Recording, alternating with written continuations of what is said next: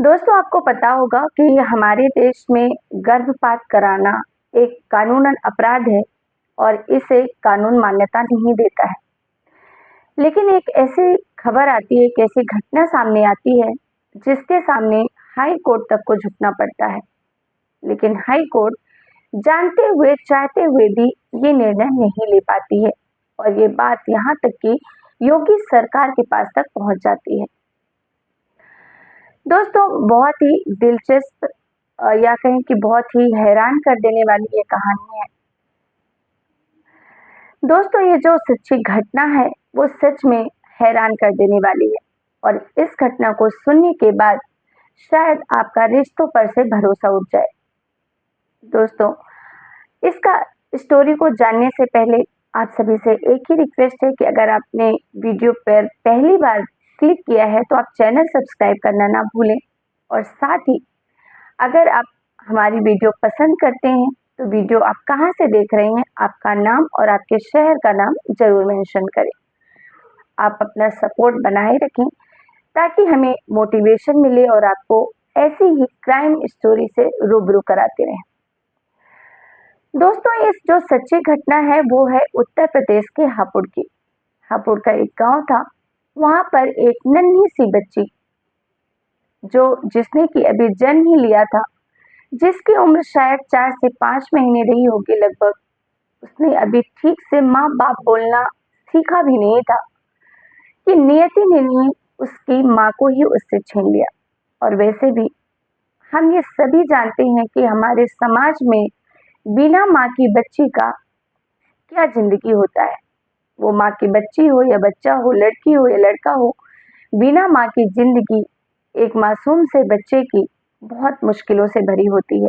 लेकिन शायद इस बच्ची की किस्मत में मुश्किलों ने तो जैसे डेरा जमा लिया था। दोस्तों, माँ की मौत हो जाती है। घर में होते हैं पिता और इस बच्ची के 2 बड़े भाई बहन भी होते हैं, जिसमें एक बहन होती है और एक भाई होता है, यानी कि कुल मिलाकर 3 बच्चे होते हैं। अब तीनों बच्चों को पालने की जिम्मेदारी बाप के कंधों पर आ जाती है। लगभग 12 से 13 साल का वक्त बीत जाता है। वक्त बीतने के साथ सन 2022 में जो कोरोना का समय था, अचानक उसके पापा की तबीयत खराब हो जाती है। अब उन्हें कोरोना था या कोई और बीमारी थी, इस बात की खबर तो मीडिया में नहीं मिल पाई है। लेकिन इस दौरान 2022 में उसके पिता की तबीयत दिन ब दिन बिगड़ती जा रही थी और एक दिन ऐसा आता है कि उसके पिता भी इस दुनिया को छोड़कर चले जाते हैं। अब बचते हैं वो तीनों बच्चे, जिनके ना बाप है ना माँ है। अनाथ बच्चे हो गए जिनको पालने की जिम्मेदारी कोई भी रिश्तेदार उठाने के लिए तैयार नहीं था। जैसे तैसे इधर उधर से उनका जीवन यापन चल रहा था। कुछ ही दिन बीतते हैं कि एक दिन जो उस बच्ची के दादाजी लगते हैं रिश्ते में, यानी कि उसके पापा के फूफा जी, वो घर पर आते हैं और जो भी और रिश्तेदार होते हैं उन सबसे वो कहते हैं कि ये तीनों बच्चों को अगर किसी को ऐतराज ना हो तो क्या मैं अपने घर ले जा सकता हूँ। इस बात पर सब लोग बड़े खुश हो जाते हैं कि चलो किसी ने तो इन बच्चों को अपनाया, इनकी परवरिश करेंगे, इनको खाना पीना देंगे, क्योंकि इन बच्चों के आगे पीछे तो कोई भी नहीं है। और वो तीनों बच्चों को लेकर अपने साथ चले जाते हैं। समय बीतता जाता है। समय बीतने के साथ साथ बच्ची अब लगभग 13 से 13.5 साल के आसपास की हो गई थी। जो उसके रिश्ते में दादाजी लगते थे उनकी काफी ज्यादा उम्र थी। ऐसा नहीं था कि वो जवान थे, लेकिन कहते हैं ना कि इंसान का दिमाग कब खराब हो जाए, कब उसमें वहशीपना भर जाए, कोई भी नहीं कह सकता। कहने को तो लोग ये भी कहते हैं कि शायद उस इंसान की पहले से ही ऐसी मानसिकता रही होगी, तभी उसने इन तीनों बच्चों को ले जाने के लिए बोला, क्योंकि उनमें से 2 लड़कियां थी और एक लड़का। और अगर वो सिर्फ लड़कियों को ले जाते तो शायद लोग समाज में कुछ और बातें उसी समय बनाने लग जाते। खैर, इस बात में क्या सच्चाई है ये तो कोई भी नहीं बता सकता, ये तो उनकी सोच पे डिपेंड करता था। खैर, वक्त बीतता है और जो उनके रिश्ते में दाऊ जी लगते हैं बच्ची के, वो एक दिन उस 13 साल की बच्ची के साथ गलत हरकतें करने लग जाता है। बच्ची बहुत विरोध करने की कोशिश करती है, रोने की कोशिश करती है, लेकिन जो उसके रिश्ते में दादाजी लगते थे, वो कहते हैं कि अगर तुमने चीखना चिल्लाना शुरू किया या फिर ये बात किसी को भी बताई, तो मैं तुम्हें जान से मार दूंगा, और तुम्हें ही नहीं, तुम्हारे जो 2 और भाई बहन हैं उसे भी जान से मार दूंगा। शायद खुद के जान से मारने की बात पे बच्ची नहीं भी डरती, लेकिन कहते हैं ना कि अपनों का दुख अपने दुख से कई ज्यादा बड़ा होता है। और शायद उस 13 साल की मासूम बच्ची के साथ भी यही हुआ, जो अपने भाई बहन के प्यार में आकर इतना सब कुछ दर्द सह ली।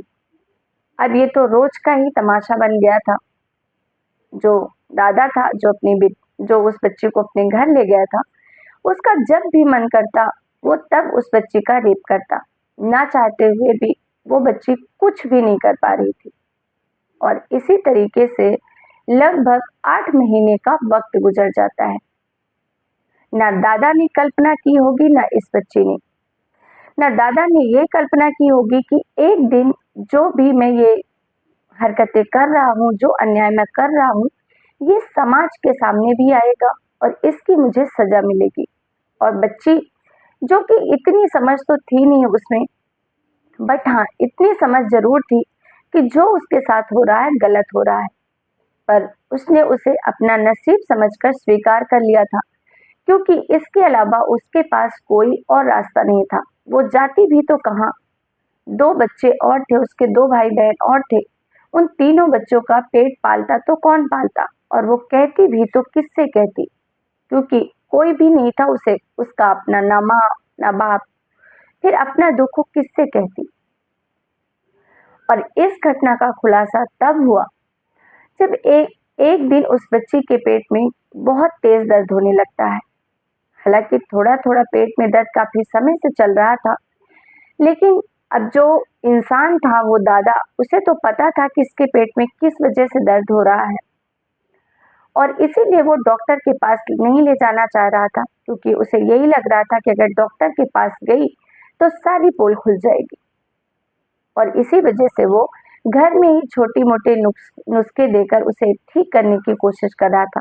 लेकिन जब बात नहीं बनती तो उसे उसकी ताई के घर भेजता है, उसके पास ले जाता है और कहता है कि इसके पेट में काफी दिनों से दर्द चल रहा है। मैंने तो बहुत सारे डॉक्टरों को दिखा दिया, लेकिन फिर भी इसका दर्द ठीक नहीं हो रहा। और जब ताई उस बच्चे को देखती है, उसका पेट एकदम बढ़ा हुआ निकला हुआ रहता है, तो उसके हक्के बक्के उठ जाते हैं। पुराने बुजुर्ग लोग थे, ताई थी, उन वो लोग बोलते हैं ना कि पुराने लोग चाल देखकर समझ जाते हैं कि ये इसके पेट में बच्चा है या नहीं। और शायद यही अंदेशा ताई को भी हो गया, और ताई तुरंत ही उसे हॉस्पिटल लेकर जाती है। और हॉस्पिटल में जैसे ही ले जाती है, डॉक्टर चेक करते हैं, उसके बाद ही इस सारी चीज का खुलासा हो जाता है। ताई को भी ये चीज बताई जाती है। इससे पहले कि ताई अपने परिवार वालों या किसी को भी इस बारे में बता सकती, उससे पहले ही डॉक्टर्स, चाइल्ड वेलफेयर और पुलिस को इन्फॉर्म कर देते हैं, क्योंकि ये मामला एक 13 साल की मासूम बच्ची का था, जो कि अपनी मर्जी से प्रेग्नेंट तो हो नहीं सकती।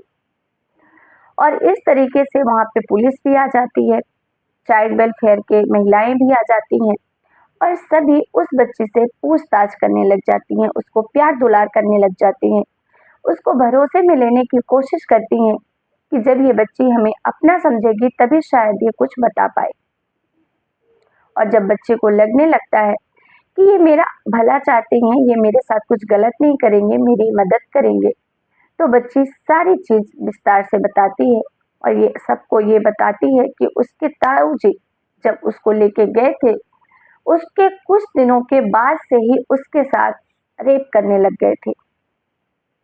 और जैसे ही ये बात मीडिया में आती है, मीडिया के द्वारा लोगों को पता चलती है, लोगों का गुस्सा 7वें आसमान पर होता है, और लोग ऐसे दरिंदे को फांसी की सजा की मांग करने लग जाते हैं। क्योंकि भले ही इस क्राइम में किसी की जान ना गई हो, लेकिन इतने रिश्तों की जान गई है कि ये माफी के लायक तो बिल्कुल भी नहीं है। अगर फांसी की सजा नहीं भी हो तो कम से कम इस इंसान की जब तक सांसें चलें तब तक तो उसे जेल के पीछे ही रखना चाहिए, क्योंकि ऐसे इंसान को समाज में रहने का कोई हक नहीं है।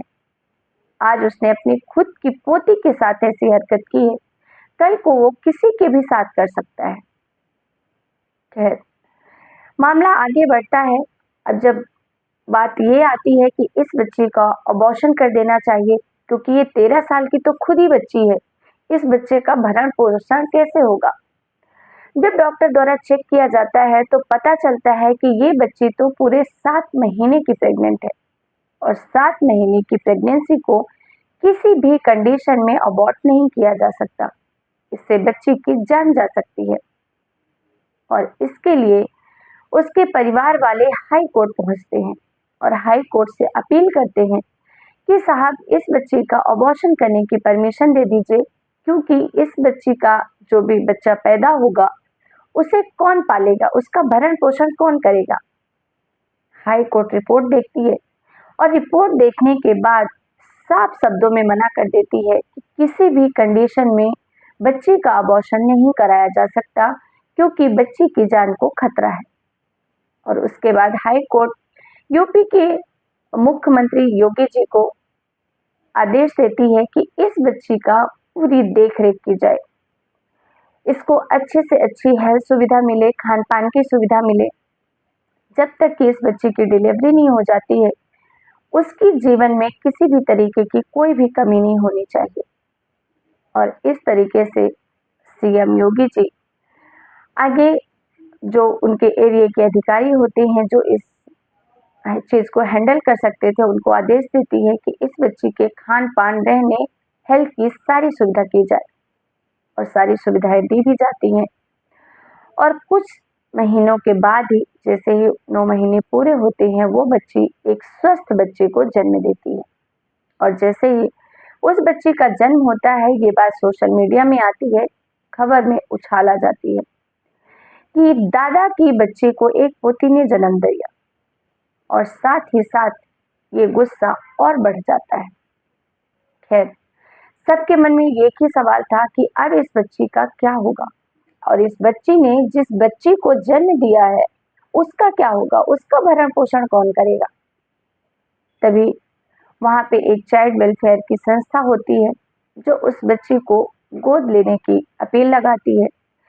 इस संस्था द्वारा ऐसे बच्चों को गोद लिया जाता है जिनके माँ बाप नहीं होते या पालते नहीं है और वहां पर उनका भरण पोषण किया जाता है। और साथ ही जिन माँ बाप को बच्चे नहीं होते हैं या फिर वो बच्चे गोद लेने की इच्छा रखते हैं वो वहां पर एप्लीकेशन देते हैं, ऑनलाइन रजिस्ट्रेशन करते हैं और उन्हें शायद लकी ड्रा के माध्यम से या जो भी उनका प्रोसेस होगा उसके माध्यम से उनके हिस्से में जो भी बच्ची आती है उसे उन्हें गोद दे दिया जाता है, पूरी जांच पड़ताल करने के बाद कि जो भी पेरेंट्स इस बच्चे या बच्ची को गोद ले रहे हैं वो उसके साथ किसी भी तरीके का अमानवीय व्यवहार नहीं करेंगे और उसे अपने बच्चे की तरह ही रखेंगे। तो दोस्तों, ये थी आज की पूरी सच्ची घटना। खैर, दादाजी तो जेल में ही है और उम्मीद यही है, आशा भी यही है और कोशिश भी यही है कि जब तक वो जिंदा रहे जेल के पीछे ही रहे। वो तो जेल चला गया, लेकिन वो जो 13 साल की मासूम बच्ची ने एक बच्चे को जन्म दिया था उसका क्या होगा, वो कहाँ जाएगी, उसका भरण पोषण कौन करेगा, क्योंकि वो उसे दादाजी के घर ही रहती थी जिसका वो इकलौता सहारा था और शायद इसी की वजह से उसने उसका नाजायज फायदा भी उठाया। तो दोस्तों, हमारे समाज में ऐसी घिनौनी घटनाएं हो रही हैं कि रिश्तों पर से भरोसा दिन ब दिन उठता ही जा रहा है।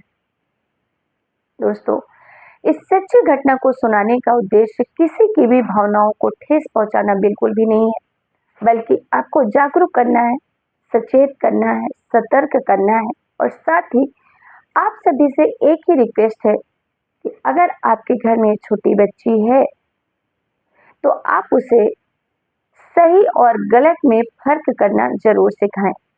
सही गलत क्या है वो जरूर जाने, तभी वो शायद अपने लिए स्टैंड ले पाएगी और आकर अपने साथ अगर उसके साथ कुछ उल्टा होता है, कुछ ऊपर नीचे होता है, तो आपको बता भी पाएगी।